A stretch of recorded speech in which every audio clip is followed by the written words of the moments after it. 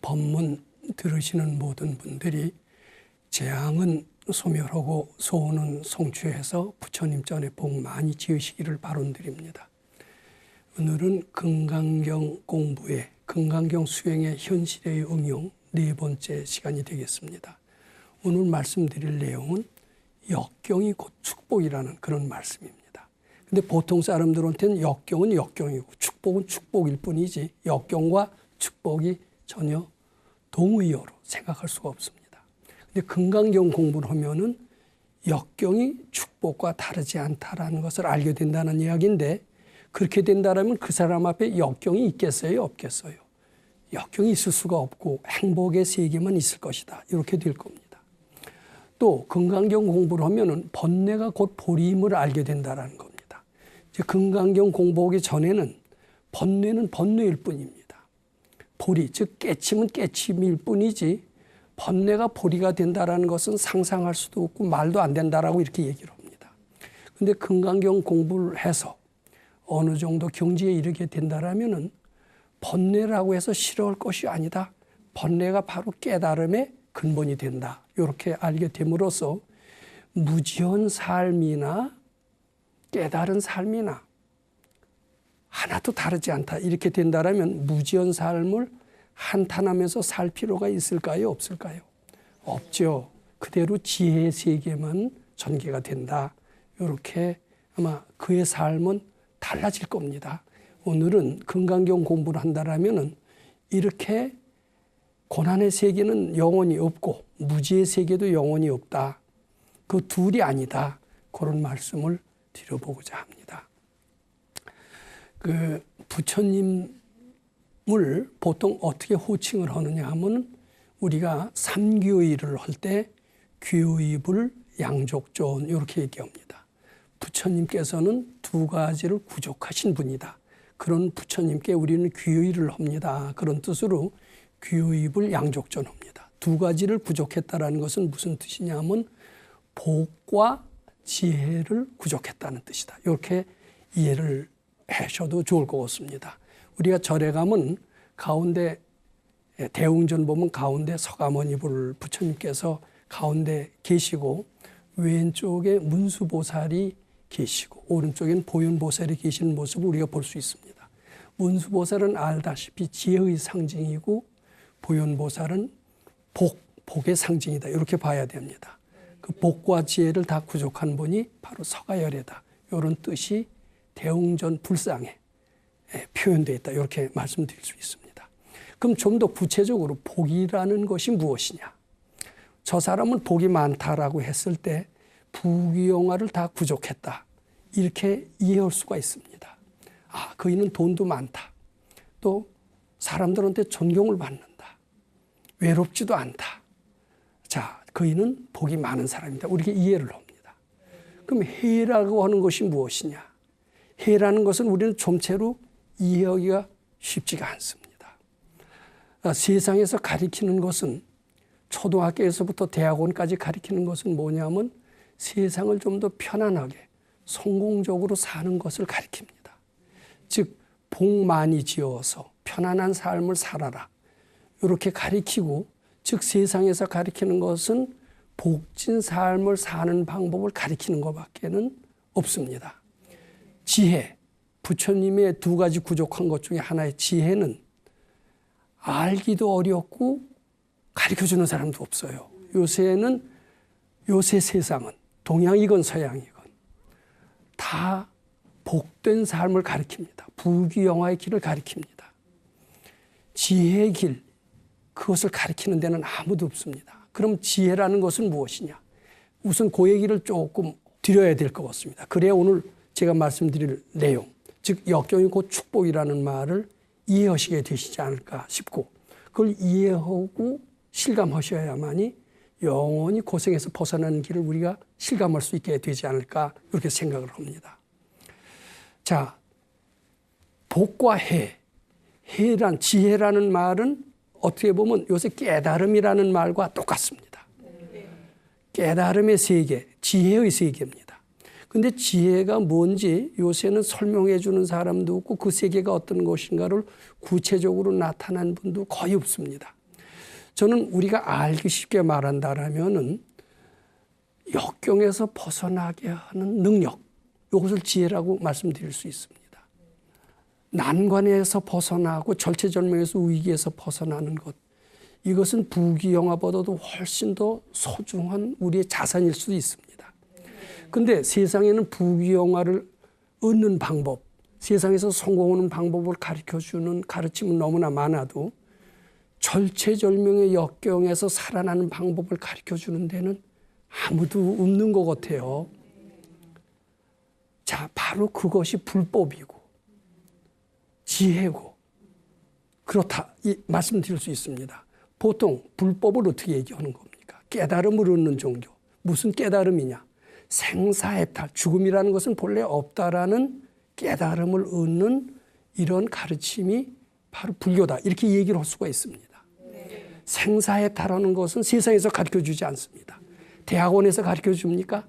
대학에서는 좋은 스펙을 쌓아서 세상에서 성공하고 잘 먹고 잘 사는 길만 일러주지, 즉 복 짓는 길만 일러주지, 지혜를 닦아서 절체절명의 위기에서 벗어나게 하는 그런 가르침을 일러주는 데는 아무도 없다. 이렇게 봐야 됩니다. 그것은 오직 불법에서만 가르쳐주고 수도를 통해서만 얻을 수 있는 것이다. 지혜는 수도를 통해서 얻을 수 있는 것이다. 이렇게 이야기할 수가 있습니다. 즉 불법이라는 것은 지혜를 얻도록 해주는 가르침이고 위기에서 벗어나는 가르침이고 죽음과 같은 절체절명의 위기에서도 그것을 꾸미고 착각인 줄 알게 해서 벗어나게 하는 가르침이다. 이렇게 얘기할 수가 있습니다. 자, 그것이 지혜고 불법이라면은 지금 요새 방송에서 나오는 많은 스님들의 이야기, 거기에는 무엇을 대개 이야기할 수 있느냐 하면은 대개 교훈적인 얘기가 많이 있습니다. 부처님의 말씀을 인용을 해서 이렇게 착한 일을 하고 나쁜 일을 하지 말아라. 지약 막작하고 중선 봉행하라. 우리 그런 얘기 많이 들었죠.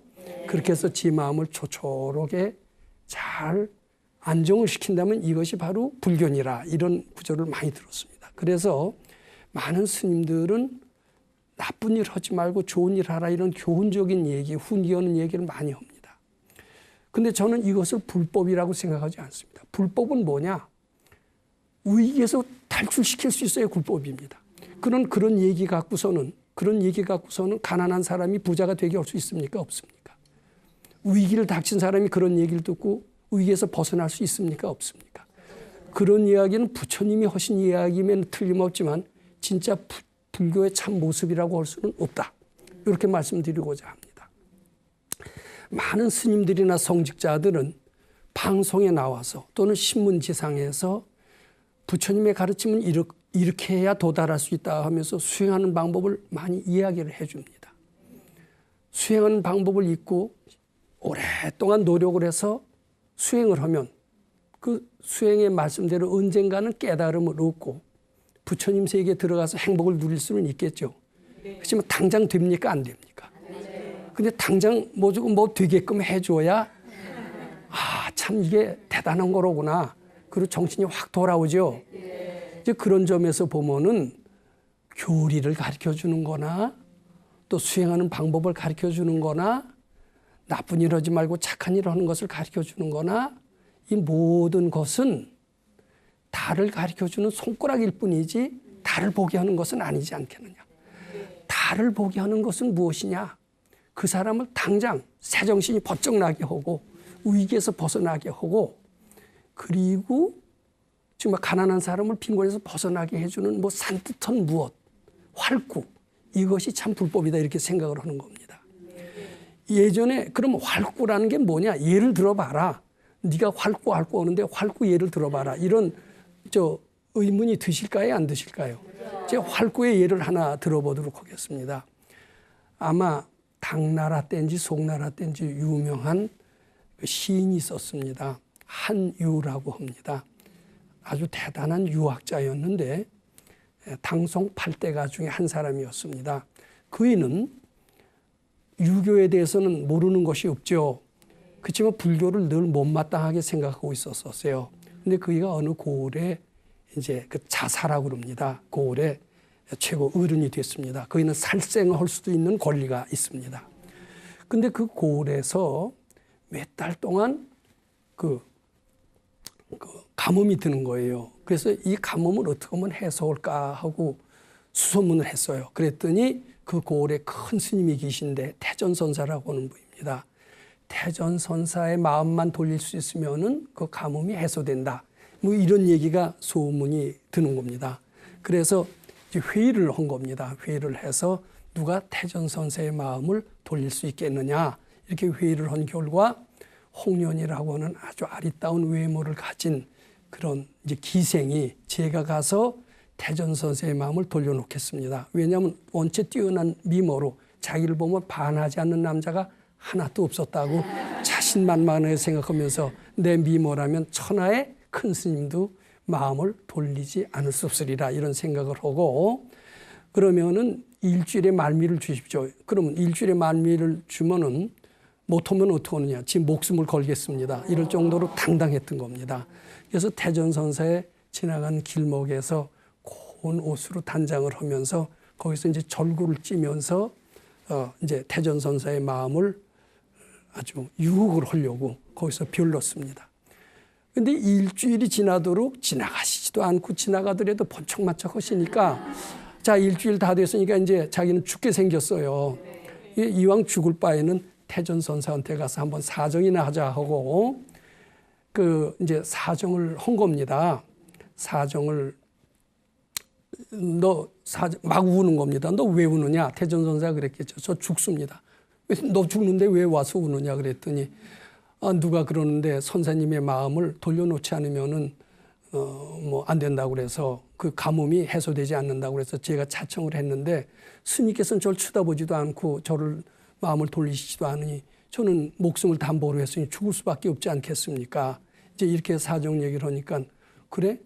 근데 가만히 태전선사가 생각해 보니까 그 전에 가뭄이 석 달 동안 되기 전에 비가 몹시 왔던 거예요. 비가 몹시 와서 길에 지나가다가 미끄러져서 넘어지셨대요. 넘어지시면서 웬 비는 이렇게 많이 와. 한마디를 하셨더니 도인의 한마디는 그대로 현실이 되는 거죠. 석 달 동안 계속 가뭄이 드는 거예요. 그러니까 가뭄이 든다는 게 누구 때문이에요? 태전선사 때문이라는 말은 헛소문이 아니죠. 아, 그래? 그 가뭄은 내가 풀어줄 수 있다. 이제 그랬던 겁니다. 그래서 이제 가뭄을 풀고 그 뒤부터 비가 왔다는 얘기가 있어요. 이거 기록에 나옵니다. 그러니까 이제 그 얘기를 듣고 그 한퇴지라는 그 고을의 어른이 이는 정말 도인이로구나 하고서 이제 그 일을 불교를 싫어했지만은 그 일을 찾아가서 이제 법문을 청한 겁니다. 불교를 싫어했지만 불교를 훤히 아는 겁니다. 그래서 이제 태전선사한테 찾아가서 질문을 합니다. 제가 궁금한 게 있습니다. 그랬더니 그래 질문을 해라. 그랬더니 뭐라고 질문하냐면 법화경에 나오는 관세음보살 보문품을 딱 자기가 훤히 다 알죠. 유교도 잘, 사서삼경도 잘 알지만 불경도 훤히 알아요. 근데 거기 나오는 구절 중에서 이런 구절이 있습니다. 저도 지금 외웁니다만은 막 배를 타고 이제 보물섬을 찾아서 갑니다. 보물섬을 찾아서 가는 어떤 배에 갑자기 이제 폭풍이 막 몰아칩니다. 폭풍이 막 몰아치고 이제 이게 흔들흔들 오면은 굉장히 두렵죠. 깜깜한 밤에 흔들흔들 오면서 어느 섬에 도착했는데 그 섬은 더 음산하고 귀신들이 나와서 다 죽을 것 같아요. 가사 흑풍이 표타 나찰귀국이라도 이제 이런 표현이 나옵니다. 기중 이르니 관세음보살은 즉득 해탈하느니라 이제 이런 구절이 나오는데 거기서 한 사람이라도 관세음보살하면 해탈한다는 구절이 나옵니다. 이게 무슨 뜻입니까? 이제 이렇게 질문을 했어요. 이건 그 해설을 해달라는 질문입니다. 그랬는데 그 해설을 하는 질문이 끝나기도 전에 태전선사가 뭐라고 했냐면 대뜸 한퇴지, 한유, 헌태 어떤 개 같은 년이 개 같은 짓을 해서 저런 개 같은 자식을 낳았는고 하고 벼락같이 꾸중을 하는 거예요. 자기는 그 고을의 어른이고 살생권이 있어요. 자기가 칼을 쓱 빼서 치면은 저희는 죽을 정도로 자기한테는 권한이 많고 스님한테는 권한이 없어요. 그러니까 화가 날까요? 안 날까요? 화가 나서 단칼에 패서 딱 죽일까 하다가 저희는 그래도 가뭄을 마음대로 하고 또 비도 마음대로 오게 하느니인데 이거 잘못 건드렸다간 당할 수도 있지 않겠느냐 이제 이런 두려운 생각을 하고 억지로 자존심을 죽이고 억지로 이제 삼배를 하고 뒤로 나왔어요. 뒤로 나왔지만 왜 꾸중을 맞았을까? 자기 생전 꾸중을 들어본 적이 없어요. 그랬을까요? 안 그랬을까요? 임금한테도 그런 망신은 들어본 적이 없어요. 그래서 그 제자한테 물었어요. 그 이제 그 한 태전 선생한테는 감히 여쭙지를 못하고 제자한테 물었더니 제자가 뭐라고 대답을 해주느냐 하면 당신은 왜 우리 선사가 그렇게 당신을 자비롭게 생각해서 당신이 그 지옥에 떨어질 것을 구해준 그 법문을 고맙게 생각하지 않고 왜 섭섭하게 생각하느냐 이렇게 반문을 하는 거예요.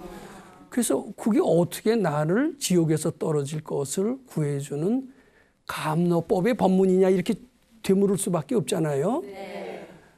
아 그랬더니 이제 제자가 설명을 하는 겁니다. 당신은 수많은 불경 구절 중에서 해필이면 가장 음산한 내용의 법문을 질문을 했어. 왜냐하면 배가 보물을 찾기 위해서 가는데 폭풍과 막 몰아치는 거예요. 해필이면 불경에 수많은 아름다운 구절이 있음에도 불구하고 그런 음산한 구절 그리고 흉측한 구절을 왜 해필이면 질문했어. 그건 당신 마음속에 그런 음산하고 안 좋은 것이 있다는 증거예요. 근데 우리 스님이 보기에 당신이 해필이면 팔만대장경 중에 수많은 말씀 중에 그런 것을 딱 집어서 질문하는 것을 보고 당신 마음은 이미 사람 마음이 아니라 축생의 마음으로 다 가 있는 것. 음산하고 안 좋은 것을 질문하는 것 자체가 그 마음이 이미 음산하고 어둠침침하다. 이것은 사람의 마음이 아니고 바로 개의 마음이다. 이렇게 딱 보신 거예요. 그럼 개 껍질을 그 스님이 보기엔 이미 다 써서 그것을 제거해 주는 것이 뭐예요? 그 해석만 해줬다가는 절대로 당신은 개 껍질에서 벗어날 수가 없었을 것이요. 그런데 그 스님은 당신이 여기서 깨치지 못하고 그대로 이런 식의 행위를 반복한다면 내 생엔 틀림없이 사람 몸 못 받고 개 껍질을 쓰는 것을 염려해 주시기 위해서 그 개 껍질에서 벗어나게 하기 위해서 당신에게 자비롭게 비록 자존심은 상했을지 몰라도 어떤 개 같은 년이 개 같은 짓을 해서 저런 개 같은 자식을 낳느냐. 네 속에 바로 개가 있으니까 그런 법문이 해필이면 눈에 띄어서 나한테 질문하게 된 것이다. 그렇게 하면서 네 속에 개가 있다라는 것을 일깨워 주시는 감로법문이요. 이렇게 얘기를 하니까 그 얘기 들어보면 그럴듯해요? 안 그럴듯해요? 아 역시 큰 스님답게 화가 나서 자기 자존심을 일부러 건드린 게 아니라 자기를 지옥에서 개 껍질을 쓰는 그런 위기에서 구해주신 자비로운 법문이로구나 이렇게 알게 되면서 아휴 그렇지만은 나는 스승의 법문보다도 당신 법문이 더 좋소 이렇게 물러갔다는 얘기가 있습니다. 근데 그 제자의 법문을 듣는다면은 그가 개 껍질에서 벗어날 수 있을까요? 없을까요? 없겠죠. 근데 그 스승의 법문은 즉 태전선사의 법문은 비록 자존심이 많이 상했지만 그 스승의 법문을 통해서 지속에 개의 마음이 있고 개의 마음이 있음으로써 불경 중에서도 그런 아주 음산하고 어두운 내용을 마음에 딱 담아서 질문할 수 있었단 이제 이런 것을 알게 됐던 겁니다. 자, 요 얘기를 잘 들으세요. 태전선사의 법문은 그 일을 위기에서 구해주는 법문이죠. 이게 진짜 불법입니다. 근데 그 제자의 법문은 어때요? 단순한 해석이죠. 해석은 그저 이해는 잘 되고 그럴 뜻은 하지만은 그 일을 위기에서 구해줄 수 있어요? 없어요? 위기에서 구해줄 수 있는 것. 이것은 지혜로운 이가 아니면 될 수가 없죠. 깨친 이가 아니면 될 수가 없죠. 깨친 이의 법문은 다 사람을 살리는 법문이죠. 위기에서 벗어나게 하는 법문이죠. 가난한 사람을 밥 먹여 하긴 법문이죠. 우리는 많은 강연을 듣는 수가 있습니다. 강연 들으면 기분은 참 좋다. 마음이 시원하다. 힐링이 되는 것 같다. 이런 법문이 있을 수 있어요, 없어요? 네, 있어요. 그렇지만 그런 법문 잘 듣고 나와서 뭐라 그러냐면 저 법문이 밥 먹여주나? 이렇게 또 생각해야 안 생각해서. 나는 지금 그런 법문을 듣고 있을 호화로운 팔자가 아니다. 나는 당장 일하러 나가야 되고 가족들을 먹여 살려야 된다. 나한테는 더 필요한 것은 밥 먹여주는 법문이다. 밥 먹여주는 법문을 누가 일깨워 줄 수 있다면 그것을 더 좋아할 거예요, 안 좋아할 거예요? 그럼 불법이라는 것은 무엇이냐?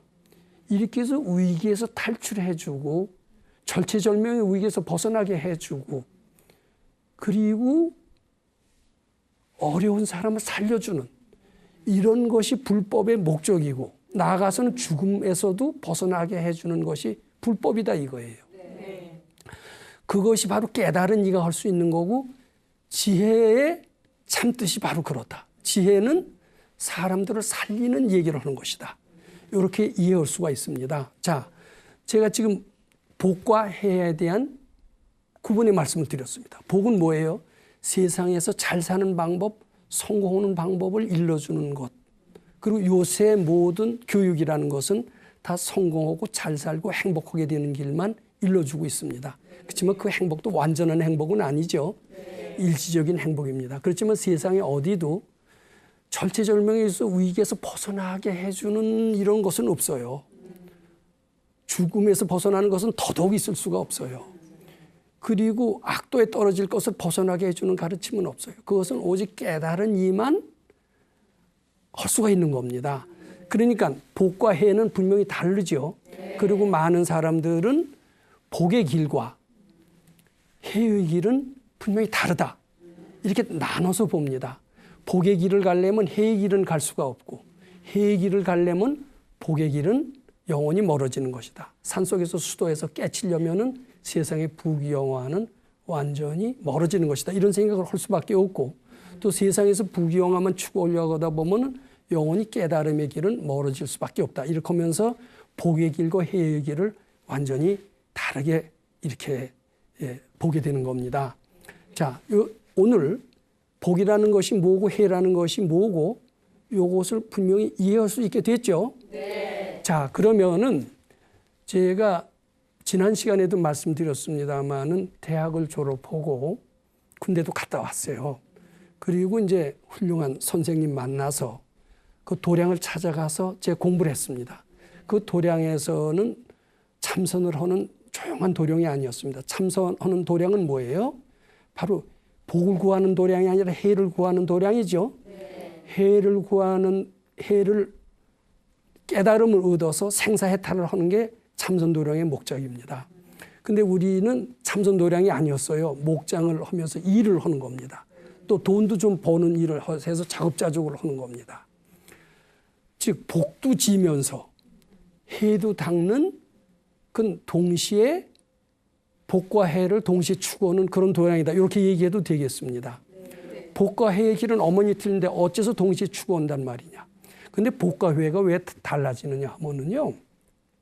우리가 복을 짓습니다. 좋은 일을 하는 것은 다 복 짓는 것에 속합니다. 자기의 본능을 거슬려 자기 놀고 싶을 때 놀지 않고 부지런히 일한다. 이것을 복 짓는다라고 얘기를 합니다. 또 자기는 배우기 싫어요. 잘난 척하고만 싶지. 근데 잘난 척하지 않고 부지런히 배운다는 것도 복 짓는 일이 됩니다. 또 우리는 놀고 싶지 연습하고 싶지 않습니다. 근데 놀지 않고 부지런히 연습하는 것도 복 짓는 일이라고 합니다. 근데 연습하거나 배우는 것이나 노력하는 것이나 다 복 짓는 것이지만 우리가 연습하고 복 짓고 노력할 때 대가를 바래요, 안 바래요? 다 안 바래요? 바라죠. 요 노력해서 자격증 따서 변호사 자격증 따서 변호사가 되면 어때요? 뭐 출세하고 돈도 벌고 남자라면 좋은 여자 만나서 존경도 받고 부귀영화가 따라올 것 같으니까 그런 기대를 해요, 안 해요? 해요. 복을 짓되 대가성 있는 복을 지어요. 근데 복도 짓고 해도 동시에 얻는 길이 있어요. 뭐냐 하면은 복을 짓되 대가를 바라지 않고 한번 해봐라는 겁니다. 대가 바라지 않고 한다는 것은 부처님 전에 부처님 기쁘게 해드리기 위해서 노력하는 겁니다. 우리 보통 공부를 하는 겁니다. 공부를 해서 시험에 합격하려고 그래요. 근데 시험에 합격해서 뭐 예를 들면 고시를 해서 변호사 자격증을 따려고 그런다. 그러면 되게 잘 먹고 잘 살려고 그러지 부처님 기쁘게 해드리기 위해서 변호사 자격을 따서 많은 사람의 고통을 덜어주기 위해서 그리고 불사르면 내가 적극적으로 무료 변론이라도 하기 위해서 변호사 자격 따는 사람 적죠. 네. 근데 변호사 자격을 따더라도 자기 잘 먹고 잘 살기 위해서 하지 말고 부처님 시봉하기 위해서 불사라고 그러면 무료 변론이라도 하기 위해서 많은 어려운 사람들을 무료 변론이라도 하기 위해서 변호사 따는 사람이 없지는 않겠죠. 네. 즉 그런 것을 부처님 전에 복 짓는다라고 얘기를 합니다. 노력은 하되 자기 어떤 계산을 바라지 않고 순수하게 아무 사심 없이 오로지 국가사회, 부처님 모든 사람들을 위해서 헌신하는 복을 짓는 겁니다. 그것을 부처님 전에 복 짓게 된다라고 그러면은 그것은 대가성 없이 복 짓는 일이고 무심을 연습하는 것이 되고 무심을 연습하는 것이 되고 지혜가 임하는 복이 되는 겁니다. 즉 부처님 시봉하기 위해서 순수하게 복을 지은 겁니다. 복을 지은 것은 몸뚱이를 갖고 본능을 거슬러서 좋은 일을 하는 것을 다 복 짓는다라고 얘기를 합니다. 이제 그러면서 세상에 부귀영화도 얻을 수가 있지만은 우리는 부귀영화가 아닌 순수한 부처님 시봉으로 해서 복을 짓게 되는 겁니다. 그렇게 마음이 무심을 향해서 부처님 향해서 복을 지을 때 지혜가 동시에 생겨요. 그러니까 우리의 공부는 단순히 복만 짓는 게 아니라 부처님 시봉, 즉 아무 대가도 없이 오로지 부처님 기쁘게 해드리기 위해서 부처님께 바칠 게 많으니까 좋다. 그런 마음, 즉 수도하는 마음만을 위해서 복을 지니까 결과적으로 무심이 연습이 되고 무심의 연습은 부처님 마음의 연습이 되고 따라서 지혜도 임하게 되는 겁니다. 이것은 복과 해를 동시에 닿는 수도행위다. 이렇게 말씀을 드릴 수가 있고 이것은 기존의 수도장의 행위와는 좀 틀립니다. 기존의 수도장의 행위는 복 짓는 행위가 완전히 없습니다. 마음만 닦아서 큰 깨달음을 얻어서 열반의 세계, 도통의 세계로 가는 것이 기존 수도장의 특징입니다. 또 세상의 대학원처럼 세상에 공부만 열심히 하는 것은 세상에 나가서 출세하려는 그런 대가성을 가지고 노력하는 거죠. 그렇기 때문에 그것은 부귀영화는 얻을지언정 지혜는 이르지 못하게 되는 겁니다. 즉 복만 지지 지혜는 못 이르게 되는데 우리는 무주상의 보시를 통해서 목장일을 함으로써 복을 지어서 세상 일도 잘 할 뿐만 아니라 지혜가 나서 인격도 갖출 수 있는 이러한 수도장이다. 이렇게 말씀드릴 수가 있는 겁니다. 수도장 중에서 좀 독특해요? 안 독특해요? 자, 이제 제가 다시 중간 점검을 한다라면은 세상에서는 복을 추구하는 길과 즉 부귀영화를 추구하는 길과 깨달음을 추구하는 길을 다른 가르침으로 본다. 근데 이것은 사실은 다르지 않다. 복을 추구하되 아무 대가를 바라지 않고 부처님 시봉으로 한다면 바로 해를 임하게 돼서 세상에 나가서도 성공적인 삶을 살 수 있을 뿐만 아니라 깨달음에 가서도 의의 없는 깨달음을 얻을 수 있는 것과 동시에 이게 둘이 아닌 길을 가게 된다. 이렇게 이해할 수가 있고 그런 지혜와 복을 동시에 가르쳐 준다라면은 사람들, 어려운 사람들을 만났을 때 시원한 얘기 해줄 수 있을까요? 없을까요? 즉 위기에 닥쳤을 때 착한 일하고 나쁜 일 하지 마라. 이렇게 얘기해주면 또 무슨 이먹고 화두를 들어라. 아, 나 배가 고파서 죽겠어. 밖에 나가서 땅을 파야 되는데 이먹고 화두를 들어라 이렇게 얘기한다면 이먹고 화두라는 게 뭐예요? 지혜를 얻는 가르침이죠. 근데 배가 고파서 지금 당장 돈을 벌어야 하는 사람한테는 돈 버는 방법을 일러주는 게 더 현명하지 않아요? 네. 그렇잖아요? 네. 그때 그렇게 해서 그에 너 당장 부자가 되게 할 수 있다. 이런 법문이 난 있을 수 있다라고 보는 겁니다. 근데 그런 법문은 복과 해를 동시에 지은 사람만이 할 수 있는 것이다. 이렇게 정리할 수가 있을 것 같습니다. 자, 우리 본격적으로 지혜를 우리 개발하는 것이 이 불자들의 목적입니다. 지혜는 복과 해가 다른 지혜가 있고요. 복과 해가 다르지 않은 지혜가 있어요. 어떤 것이 완벽한 지혜일까요? 자, 그러니까 이거 달리 말해서 깨달음의 세계에 대해서는 설명을 잘하지만 세상을 잘 사는 방법에 대해서는 전혀 설명을 못한다면은 불완전한 지혜예요, 완벽한 지혜예요? 불완전한 지혜입니다. 즉 저희를 지옥에 가서 지옥의 악도에 떨어질 것을 구원해 주는 지혜가 있다라고 칩시다. 그런 지혜는 영적인 세계에서만 통하지만은 가난한 사람을 절체 파산이 돼서 구해줄 수 있는 것은 그런 악도에 떨어질 수 있는 것을 구원해 줄 수 있는 지혜와는 약간 좀 다르겠죠. 즉 파산이 된 사람도 구원해 줄 수가 있고 악도에 떨어질 사람들도 구원해 줄 수가 있다라면은 그런 지혜는 완벽한 지혜고 그 완벽한 지혜는 복을 동반한 지혜다. 이렇게 말씀하실 수가 있을 것 같습니다. 근데 우리는 많은 스님들이 선법문 하는 것을 듣습니다. 아, 선법문하고 법고량하면 저희는 깨친이다. 근데 그 깨친이의 지혜, 선법문은 어떤 사람한테 국한된 거냐면 영적인 세계를 추구하는 사람들한테는 올바른 활구법문이 될지 모르지만 먹고 살길 힘들어하는 사람한테는 아무런 도움이 안 되죠. 네. 자, 그러면 이게 영적인 사람이나 세속적인 사람한테 다 활구법문을 할 수 있는 가르침이 매우 필요하다라면은 그것은 세상에서 일도 하고 일을 해서 복도 짓고 그 복을 무주상보시하는 그것을 병행함으로써 영적인 지혜까지도 있는 그런 사람만이 대답할 수가 있다. 이렇게 말씀을 드리게 되는 겁니다. 자, 저는 지혜로운 삶을 사는 것을 바로 잠자는 차계를 해탈하는 그 방법에서 얻을 수 있다라고 감히 말씀드리고 싶습니다. 옛말에 이런 말이 있어요. 천자문에 아마 나오는 얘기인 것 같습니다만 주경야독이라는 말이 있습니다. 낮에는 부지런히 일하고 밤중에는 책을 봐라.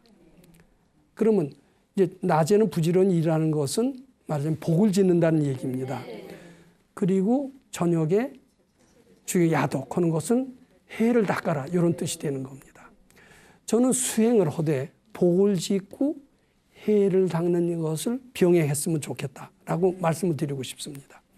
그래서 우리는 꼭 깨달음을 위해서 출가해서 승려가 되는 길도 있습니다. 그것은 세상에 복지는 것을 외면한 불완전한 지혜를 얻는다라고 저는 감히 말씀드리고 싶습니다. 완벽한 지혜, 세상에 어려운 사람들의 고민도 능히 해결해 줄 수 있는 그런 지혜를 얻으려면은 어떻게 보면 출가해서 하는 방법도 괜찮겠지만 도인을 만나야 됩니다. 세상에서 하는 삶을 그대로 잘하는 것도 하나의 방법이다라고 생각을 합니다. 그래서 복을 짓고 해를 닦는 것을 병행하자. 특히 저녁 때 일찍 자고 일찍 일어나기를 권하고 싶습니다.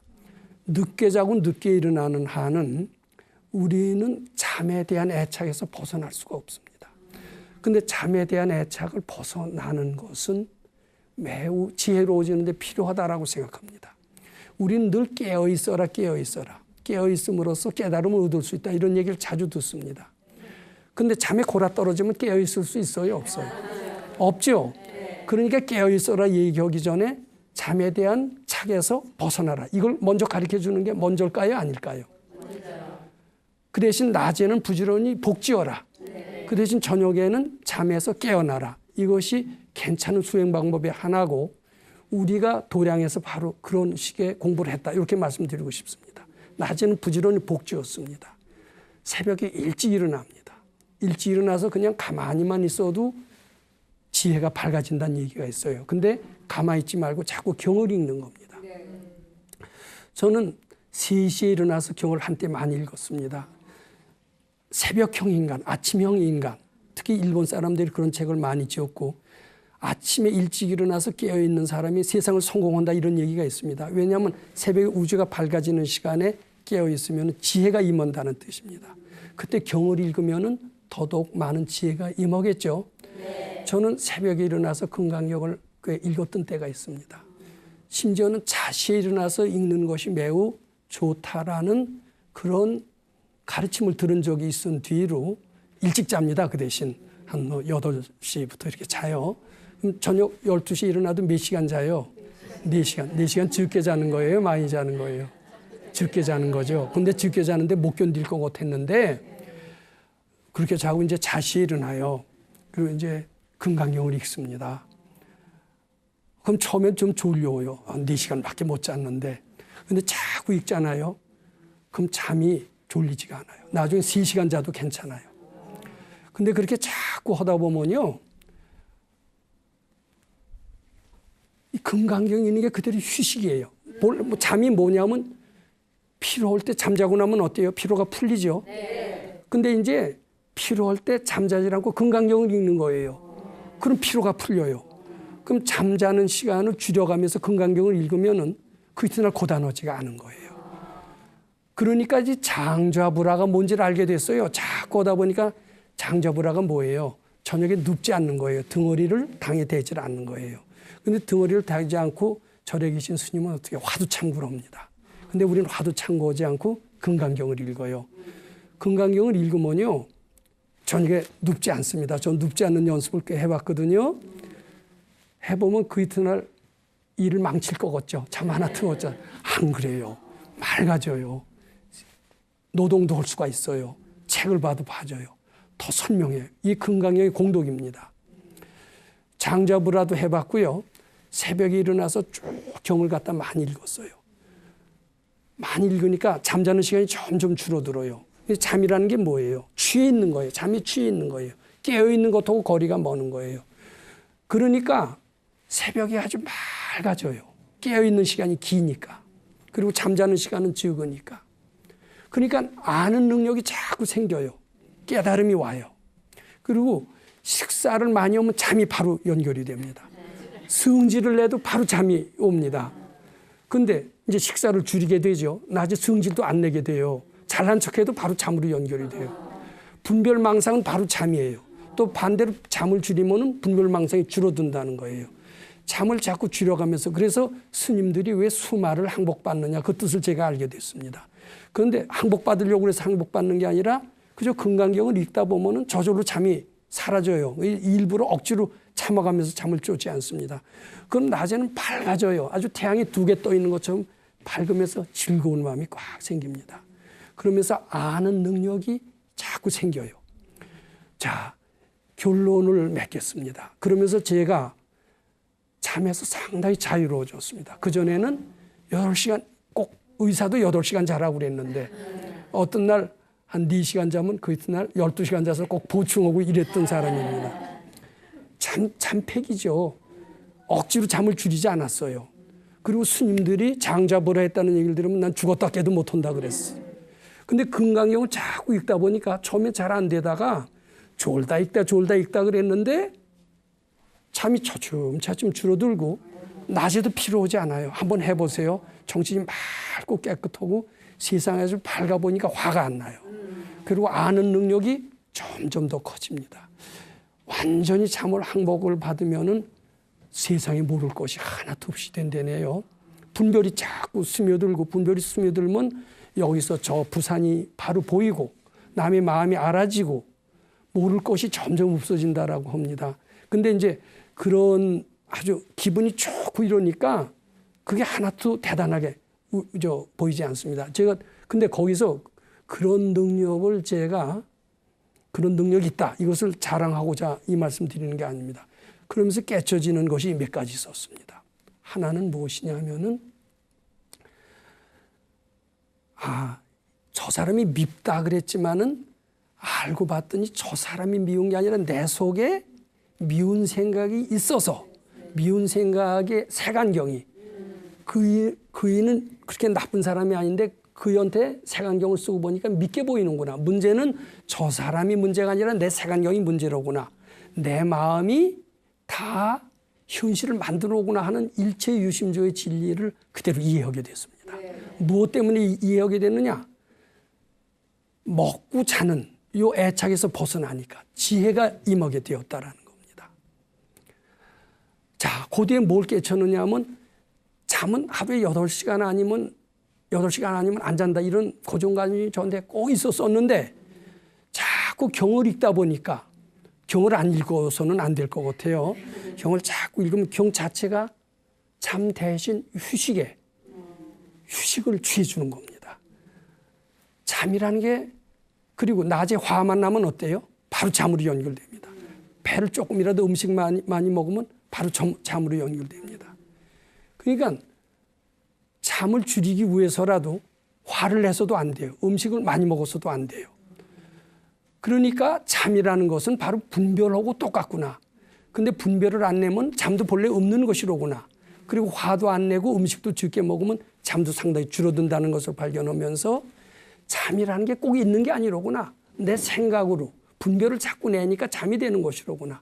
분별이 없어지니까 잠도 없어지는 것이로구나. 이런 공의 진리를 알게 되는 겁니다. 공의 진리가 알게 되니까 너니 나니 하는 구분이 없어져요. 그러면서 결론적으로 뭐가 되느냐 하면은 역경이라고 하는 것도 내가 역경이라고 보니까 역경이지 그것이 착각이에요. 착각인 줄 알게 돼요. 근데 보통 때는 전혀 모르는데 잠을 자꾸 잠자는 시간에 경을 읽어보세요. 정 읽어보고 낮에는 복 짓고요. 이렇게 되면은 역경이 착각이고 착각인 줄 알게 되면 그것이 복의 근원이라고 알게 됩니다. 역경이 곧 축복이로구나 이렇게 알게 됩니다. 그러니까 경전에서나 들었던 번뇌가 볼이다. 이게 이해가 되는 거예요. 그전에는 번뇌는 번뇌고 깨달음이고 영혼이 다른 것이지 어떻게 번뇌가 보리가 되느냐. 이거 이해할 수가 없었어요. 근데 번뇌에서 바로 보리가 나와요. 지혜가 나와요. 그것을 착각인 줄 알고 깨치면은 바로 그 원인이 알아지기 때문에 지혜라는 말을 알게 되니까 세상이 참 편안해졌습니다. 근데 제가 이렇게 얘기하시면 저 더 잘났다고 되게 자랑하는구나 이렇게 들으시죠. 근데 제가 공부하면서 보람이 뭐냐 하면요. 참나는 잘났어요. 참나는 잘났지만 참나를 덮어씌운 아상은 참 못났어요. 그래서 제 공부의 보람이 뭐냐 하면은 역경이 축복이라는 것을 알게 됐고 또 그리고 모든 것은 다 내 마음이 만들어낸 분별이라는 것을 알게 됐고 그리고 잠이라는 것은 분별이고 실제로는 착각이고 없는 것이라는 것을 알게 됐고 그리고 더 중요한 것은 나라는 것은 잘난 존재가 아니라 참 허망하고 못난 존재다. 이것을 알게 되었다. 이렇게 말씀드리고자 합니다. 네, 이 뜻을 잘 아셔서 번뇌가 없는 삶, 역경이 없는 삶을 살아서 행복의 길로 나아가시길 바랍니다.